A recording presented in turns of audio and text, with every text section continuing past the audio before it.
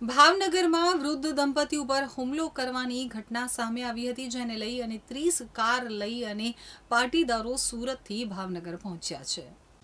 ભાવનગરના દેવળિયા ગામમાં ખેડૂત પાટીદાર વૃદ્ધ દંપતી ઉપર પ્લોટ પચાવી પાડવા માટે હુમલો કરાયો હતો। આ મામલે ફરી સુરતમાં પાટીદારો એકઠા થયા હતા અને એકજૂટ થઈ અને તેમની સામે લડવાનો નિર્ધાર કરવામાં આવ્યો છે।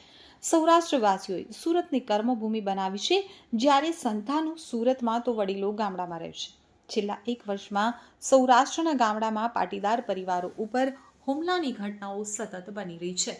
ત્યારે ભાવનગરના દેવળિયા ગામમાં ખેડૂત પાટીદાર વૃદ્ધ દંપતી ઉપર પ્લોટ પચાવી પાડવા માટે હુમલો કરાયો હતો। આ મામલે ફરી સુરતમાં પાટીદારો એકઠા થયા હતા અને તેઓએ આ માટે લડવાનો નિર્ધાર કરી લીધો છે।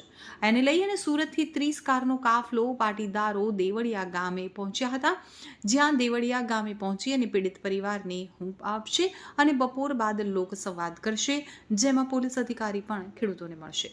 તો ભાવનગરના દેવળિયા ગામમાં તાજેતરમાં ખેડૂત દંપતી ઉપર થયેલા હુમલાની ઘટનાને પગલે સમગ્ર પંથકમાં ભારે આક્રોશ અને રોષ જોવા મળી રહ્યો છે। આ ગંભીર બનાવના પડઘા દૂર દૂર સુધી પડી રહ્યા છે, જેના પરિણામે ખેડૂત પરિવારને નૈતિક ટેકો આપવા માટે એક મહત્વપૂર્ણ પહેલ કરવામાં આવી છે। સુરત ખાતે રહેતા, સૌરાષ્ટ્ર સાથે સંબંધ ધરાવતા પાટીદાર સહિતના લોકોમાં આ ઘટનાને કારણે દુઃખની લાગણી ફેલાઈ છે।